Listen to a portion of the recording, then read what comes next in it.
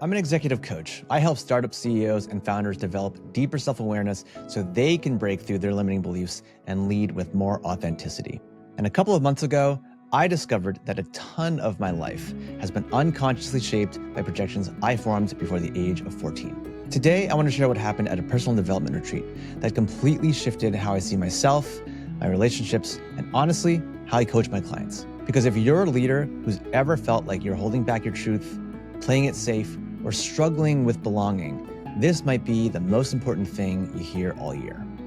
But first, let's talk about what projections actually are, because people think projections are just seeing things that aren't there, and that's not quite right. So projections happen on multiple levels. There's the classic psychological kind, where we attribute what's internal to us, our thoughts, our feelings, motivations, personality traits, onto other people. Often these are disowned parts of ourselves, aspects of the self we'd rather not have. So if you judge someone as arrogant, there's probably some unowned arrogance in you that you can't see. We can also go beyond projecting onto other people and project our inner state and our beliefs onto the world. We see reality through the lens of how we learned life works in our early childhood years, soaking up what love means, what authority means, what safety means. And as the saying goes, we don't really see the world as it is, we see the world as we are. And here's the crucial part. We don't just interpret the world through these projections, we actually create the world through them. We attract situations that confirm what we learned. We manipulate events to recreate familiar dynamics. We only notice evidence that supports our unconscious beliefs. So let me give you a concrete example. Say you learned as a kid that I can't rely on others. Maybe the adults in your life were inconsistent or overwhelmed. So here's how that projection unconsciously shapes your leadership. First, you're attracted to specific qualities when hiring.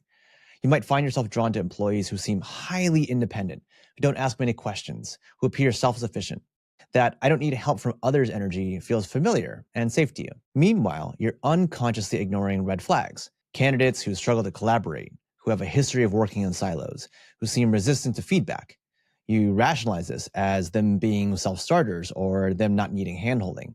Your nervous system is saying, this feels right, because independence was survival in your childhood. Second, you interpret normal workplace challenges through this lens. When someone misses a deadline or asks for clarification, you see it as proof they can't be trusted with responsibility, rather than recognizing they might just need better support or communication. Third, you behave in ways that actually prevent people from being reliable and practicing interdependency.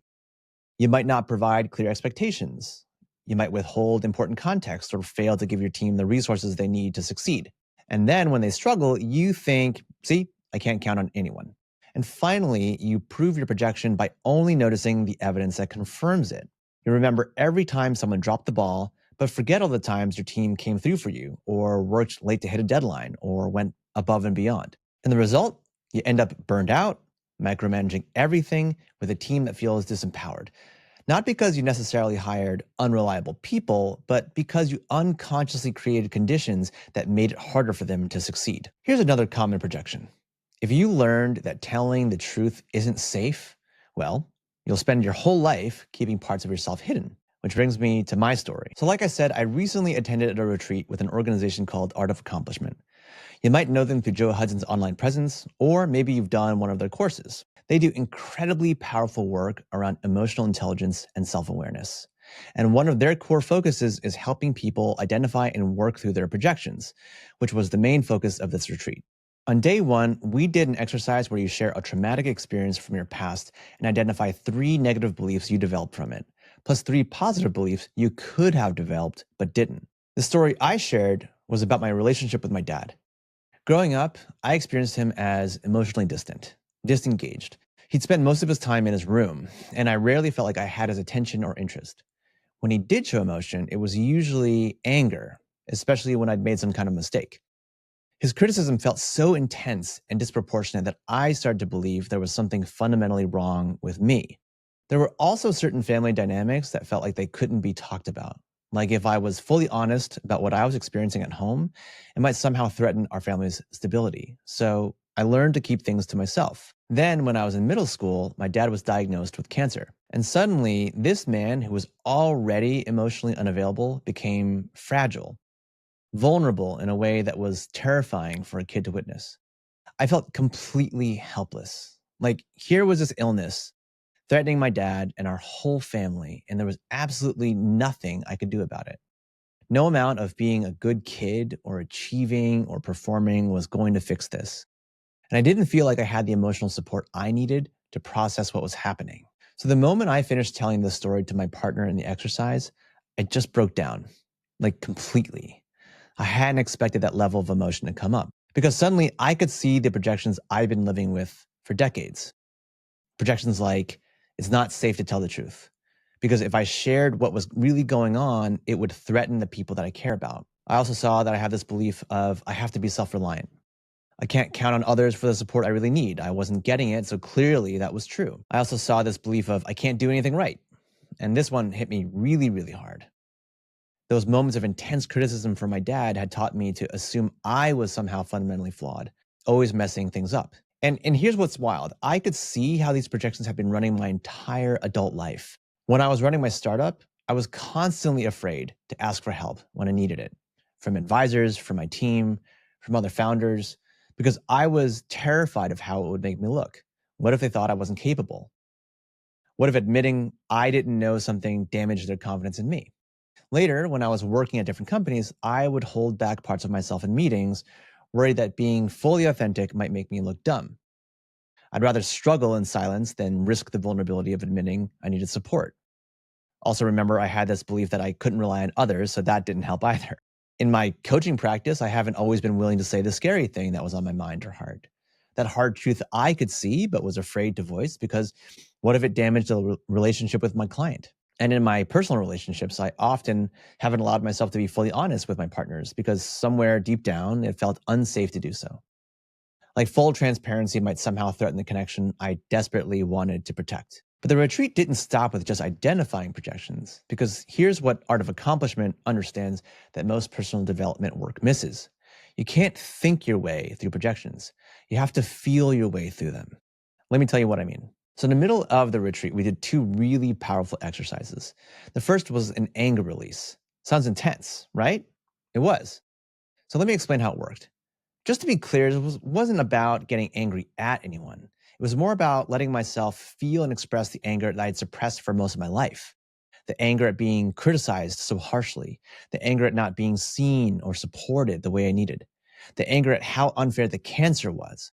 All right, so to give you an idea, we all walked into a big room. Then the AOA facilitators helped us to make contact with our anger and release it through a highly somatic process. I can't share the details, but it involved a lot of screaming and physical movement. It was definitely one of the most intense experiences I've ever had and requires professional guidance. Now, I know that sounds really strange, but it was actually really powerful for externalizing shame, actually rejecting those critical voices I'd internalized. The next day, we did a helplessness release. This one involved processing a past experience where I felt trapped with no escape. I let myself fully feel that 12-year-old's terror about my dad's cancer and the grief and the fear, the complete lack of control. I just wailed, like full body sobbing and convulsions for I don't know how long. And like I mentioned, I did this with about 40 other people. It was as if the spirits had possessed us. I remember thinking that the experience was actually quite spiritual in nature, like we were getting in touch with some human essence that is usually hidden. And through these exercises, I started to understand something really crucial. Those projections I identified weren't just random beliefs. They were actually sophisticated defense mechanisms that my younger self had created to avoid these feelings I couldn't handle. So when I looked at beliefs like, it's not safe to tell the truth, that protected me from the terror of potentially destabilizing my family when we were already fragile. That idea of I have to be self-reliant, that was armor against the helplessness of needing support that wasn't available. I can't do anything right. That was actually safer than feeling devastated when I was receiving my dad's anger. These projections had been my survival strategy, but now as an adult, they were keeping me from the very connections and authenticity I actually wanted. But there was another part of the retreat that was equally transformative: the projection work with others. We did several exercises where we identified the projections we were placing on other people, those aspects we judged in them that we couldn't see or didn't want to own in ourselves. Then came the harder part: reclaiming those qualities. So I remember judging someone for being too quiet, and not saying much. But when I really looked at it, I realized I also had that in me. Parts of myself that held back, that observed rather than participated. So the judgment was just me disowning that aspect of myself, telling myself I was wrong for containing that quality. The real power of this work was seeing clearly how disowning these parts of ourselves creates disconnection. So every time I judged someone else, I was literally separating myself from them. But when I reclaim those aspects, when I could say, yes, I am also quiet sometimes, I also hold back, I'm also scared, something beautiful happened. I could appreciate my own humanity, their humanity, our sameness. And that vulnerable act of owning all the parts of myself, not just the ones I liked, led directly to connection. And this got me thinking about something deeper. At their core, projections create separation, like I said. They fuel what I learned to call a comparative mind, constantly placing myself above or below others. I'm better than them because I'm not arrogant. I'm worse than them because they're so confident. And when you really see the separation in action, when you actually experience it, it's painful, really painful. Like you realize how much energy you've been spending creating distance from the very people you want to connect with. But here's the question that really stopped me. If separation is so painful, why do we do it? What's the benefit of constantly comparing ourselves to others and finding ways to be different? Well, it goes back to what I mentioned earlier, protection. Separation feels safer than connection. If I keep you at a distance, you can't reject me. If I judge you as less than, I don't have to risk being vulnerable with you. If I put you on a pedestal, I get to stay small and avoid the terrifying possibility of being seen for who I really am. Separation is a defense against the very thing we most want, to be known, accepted, and loved exactly as we are. And so through this work, I realized I'd been preventing myself from truly belonging anywhere. Not because people didn't want me, but because I'd already decided they wouldn't. I'd find ways to judge others so I could separate myself from them, rather than looking for what we had in common or approaching them with genuine curiosity. And the community of Art of Accomplishment just does an incredible job of blasting through that bullshit. They are so welcoming. They're full of people who genuinely want to know you, to connect with you on very deep levels. And even with all that, I'd find myself standing on the sidelines, telling myself I wasn't allowed in. The breakthrough came when I started practicing something really simple, physical connection. Just putting my arm around someone on a walk, touching shoulders, enjoying a really long hug. I know that might sound basic, but for someone who's spent decades keeping people at arm's length, it was revolutionary. By the end of the retreat, I'd connected with people I'd previously judged. I'd had vulnerable conversations. I'd let myself be seen. I let my ego drop a lot. And there was this moment with Brett Kistler, one of the facilitators, where I told him how much I felt like I had a place there. And he looked at me and he said, "You have a place here." And in that moment, I just collapsed, sobbing into his arms. Because some part of me had been waiting my whole life to hear that I belonged somewhere. And I actually allowed myself to believe it this time. Okay, so you might be thinking, this is beautiful, Brian, but how does this apply to me as a leader? Here's what you may not understand. Your projections are running your organization. If you project that people can't be trusted, you'll micromanage. If you project that conflict is dangerous, you'll avoid the hard conversations your team desperately needs. If you project that you have to have all the answers in order to be valuable, you'll never tap into your team's collective wisdom. I work with startup CEOs all the time who are brilliant, capable leaders, and they're unconsciously sabotaging themselves because of projections they formed decades ago. The CEO who can't delegate because she learned early on that if you want something done right, you have to do it yourself. The founder who can't receive feedback because he learned that criticism meant you were in trouble. The leader who can't be vulnerable with her team because she learned that showing weakness meant losing respect. But here's what I learned at this retreat. You can rewrite these patterns, not by thinking differently, but by feeling through the emotions you've been avoiding. So, how do you start doing this work? First, get curious about your triggers. When you have a strong emotional reaction to someone or something, ask yourself, what does this remind me of? When did I first learn to feel this way? Second, look for patterns in your relationships and in your leadership. So, do you keep attracting the same type of difficult employee? Do you find yourself having the same conflicts over and over? These aren't coincidences, they're projections playing out. Third, feel the feelings. And this is the hard part. Instead of analyzing or strategizing your way through emotional experiences, let yourself actually feel them. Find the thing you're avoiding most. Cry if you need to. Get angry. Feel the fear. The thing that you've spent most of your life trying to avoid feeling, that's the thing you have to work on.